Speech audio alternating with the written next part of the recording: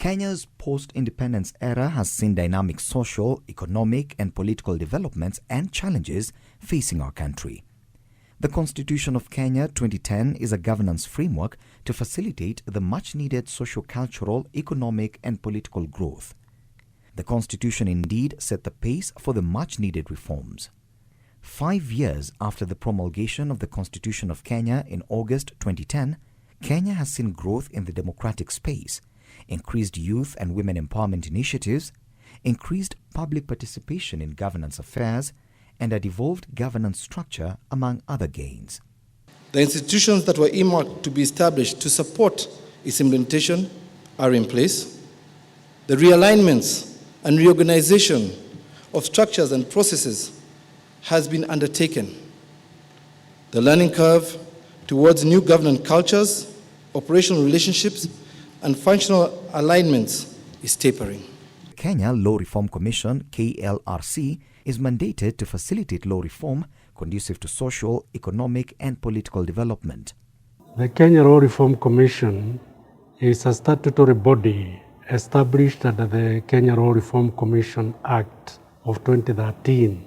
During the last 5 years since the promulgation of the Constitution of Kenya 2010, the Law Reform Commission has been working with other agencies, especially the ministries, the various government departments and agencies, in coming up with the legislation required to implement the Constitution. The Commission executes this mandate primarily in consultation with the Office of the Attorney General, ministries, departments and agencies, MDAs, at both levels of government and other stakeholders. The Commission is required to coordinate with the Commission for Implementation of the Constitution and the Office of the Attorney General to prepare legislation required to give or to implement the Constitution. 5 years ago, Kenya turned over a new page by adopting a constitution that envisaged progressive reforms in the country's governance structure. The Constitution was enacted against a backdrop of achieving, amongst other objectives, a more accountable, effective, and inclusive model of governance. To this end, Kenya's Constitution is championed as one of the most progressive on the African continent. In collaboration with stakeholders, the Commission has developed county model laws in line with the 4th schedule to the Constitution for adoption or customization or contextualization by county governments in line with their individual or unique circumstances. In fostering effective implementation of the COK 2010, the majority of legislation in the transitional 5-year period in Schedule 5 of the Constitution has been enacted as required. The Kenya Law Reform Commission has been partnering with the judiciary in a number of legislative processes. Currently, we are working together in the development of legislation to regulate tribunals which now fall under the judiciary, as well as electoral reforms. The Kenya Law Reform Commission has also been instrumental in the development of the Judiciary Fund Bill, which is going to help us achieve financial independence in the judiciary. We decided as a commission that it would be important to document the process of lawmaking, right from policy initiation to law reform, explaining each and every step of the way. And hence, we determined that it would be important to have a sort of a guide to explain the process of lawmaking in Kenya, particularly in a devolved context. We discovered there is a gap. Capacity is a challenge at both levels of government where drafting is involved. The only way for us as a Law Reform Commission to be able to offer our best services to the people was to ensure that we inform them of the necessary stages and also the necessary information that they need to have in mind as they carry out this process. When they were coming up with legislation at the county level, we realized there's a deficiency in the way legislation was coming out, not only on the quality of it, but on the public participation and the processes that were required to enact those legislation. This guide goes into filling that gap. This initiative of the development and publication of the Guide to the Legislative Process in Kenya seeks to 1. Enhance the effective development of legislation at both levels of government and streamline uptake of devolved functions and delivery of services to the people of Kenya. 2. Equip the key players, policymakers, legislative drafters and legislators at both levels of government with the necessary tools to improve not only the policy formulation and law-making processes, but also the quality of such policy and legislation. And 3. Arm the people of Kenya with the knowledge of the core procedures and substance of lawmaking to enable them meaningfully engage as a primary stakeholders. So the main gap that this guide seeks to fill basically 4.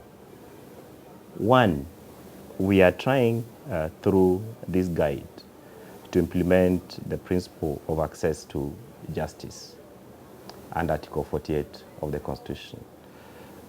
You cannot claim to have justice if the people are not aware of their laws or the process of making the law. 2, we are trying through this guide to give effect to the principle of public participation, because we are clearly explaining how the public relates with the process of lawmaking in Kenya. 3, we are trying to entrench constitutionalism.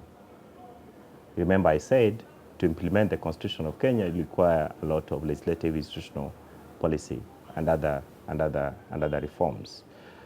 Through this guide, we are hoping that because we are capturing both the procedure and key elements of substantive law in terms of the law-making process in Kenya, we are going to contribute to the process of constitutionalism.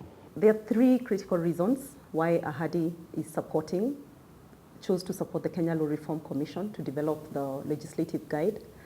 The first reason is that part of our technical support to facilitating the development of the devolution process is to create an enabling environment in terms of policy and legislative framework. And if you look at the role of the Kenya Law Reform Commission, they are mandated to reform and review all the laws of Kenya. Since we got the new constitution, there are so many laws that need to be reviewed and revised to align them to the new constitutional dispensation. And the Kenya Law Reform Commission then has a huge task to ensure that not only the national laws, but also the county government laws are aligned to the new constitution. And the guide that the Kenya Law Reform Commission is developing is a critical tool that will create capacity for the stakeholders who are involved in facilitating an enabling environment in terms of the policy and legislative framework to be able to understand how to formulate policies and develop legislation. This guide is proof that we are all keen on ensuring that the national and county governments enact sound and responsive laws. I recognize that good laws are the end products of rigorous processes. This guide offers detailed information on, among others, factors to consider in policy formulation and preparation of legislative instruments, policy formulation, translating policy into legislation, legislative drafting and process, and publication of laws.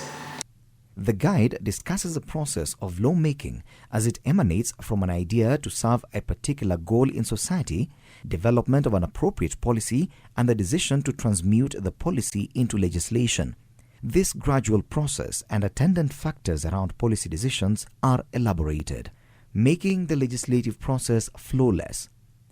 The guide gives steps to guarantee keen observance to ensure that the process of making legislation is flawless and that such law can stand the test of constitutionality. Many people, and especially at the county level, who came in for the first time do not exactly understand the process of the legislative process. And therefore, it was very, very important that the Kenya Law Reform Commission comes up with a guide which takes them step by step as what is required when you are legislating. So that was very critical, especially for those who are coming in for the first time.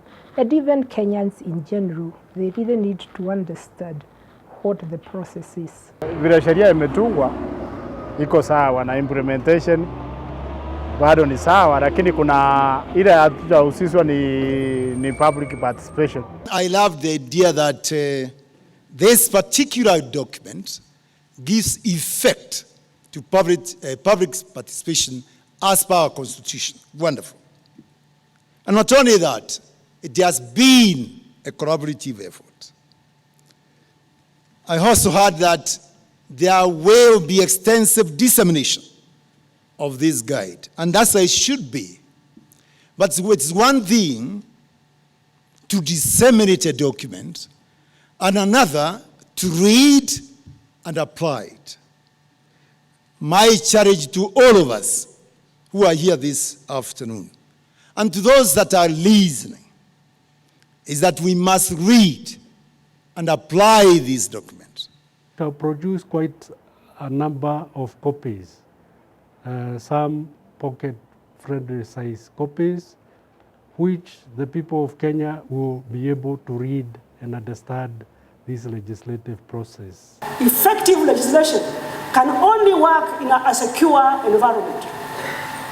Coming from a ministry that deals with security, I wish to add that in future publication of the commission, that they consider security implication on all the laws that are made as one of the guidelines. After this formal launch, the Interagency Steering Committee and the Kenya Law Reform Commission are going to embark on an intensive dissemination of the guide.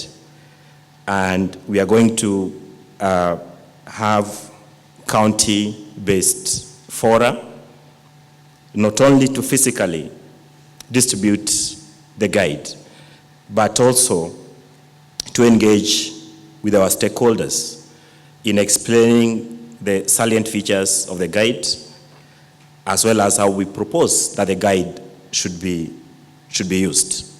We'd want the Kenyan people to have an understanding of the intentions of the content of the guide and how they can be able to use them in their day-to-day lives. So what we've done is to capture those thoughts in simple language again, and also in friendly language which can be easily understood by the Kenyan people. As far as that is concerned, we are breaking down this guide to pamphlets and briefs and fact sheets.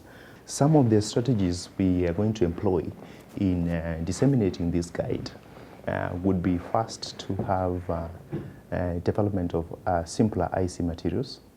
IC meaning information, education and communication materials, and presentations in simpler languages that could be printed and issued out to the people.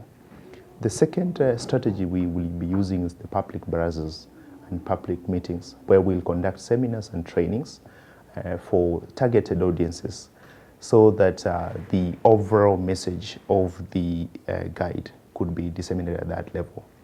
Number 3 is that we want to develop capacity of our stakeholders. So we will conduct capacity building exercises amongst our stakeholders, so that in their own networks, they will be in a position to share the guide and also conduct public education to some areas where we may not be in a position to reach. We want to employ the use of internet, having the understanding that social media and the web has become a very powerful tool in reaching out to the people. So we may use our website, our social media pages like Facebook and Twitter, as well as also request our partners to be in a position to also share these messages and the guide through social media platforms. The fifth strategy, which I think is also important, is the reviews we would be looking at using webinars, one-on-one, that is face-to-face meetings with the people of Kenya through roadshows, and at the same time villages that we will be visiting across the country. We were requested again by the government of Kenya to provide us assistance in the implementation of the Constitution, initially through the Commission for the Implementation of the Constitution, then later to the judiciary and the Kenya Law Reform Commission. So the support itself is complements previous training that we've done for all the county lawyers, as they are called county attorneys, which we did it at the Kenya School of Government from January to May of 2015.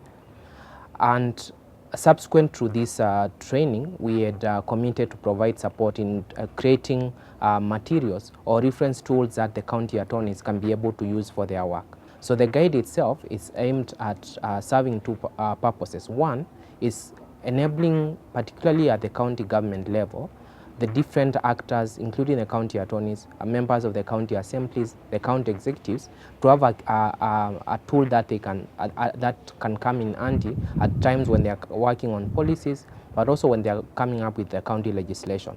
And more importantly, in terms of ensuring that the document gets used, the guide gets used, or it becomes, in terms of the next steps going forward, is that we'll support the Law Reform Commission as well to conduct trainings of the different drafters and the different policy makers, both at the national and the county level, to actually start using the guide. Because by doing that, then the guide becomes useful to the different processes that are going to be going forward. The guide can be summarized in terms of effective policy, public participation in legislation processes, inclusivity in stakeholder engagement, and development-conscious legislation. The Commission therefore hopes that in the application of the provisions of the guide, the country will realize effective legislation as a cornerstone of constitutionalism. We are hoping that this guide to the legislative process in Kenya is going to assist policymakers, legislators, the public, professionals, internalize and interrogate and audit the process of law making in Kenya. This is critical because a good law is only as good as the procedure that is used in its making. The development of the guide was spearheaded by a multi-stakeholder steering committee whose secretariat was a commission and comprised Kenya Law Reform Commission, the Judiciary, Office of the Attorney General and Department of Justice, Ministry of Devolution and Planning, Commission for Implementation of the Constitution, Commission on Administrative Justice, Transition Authority, Law Society of Kenya, LSK, Council of Governors, County Speakers Forum, County Attorneys Forum, and the County Assemblies Forum. This guide has been published with support from International Development Law Organization, IDLO, USAID, AHADI, Agile and Harmonized Assistance for Devolved Institutions, and the Ministry of Devolution and Planning.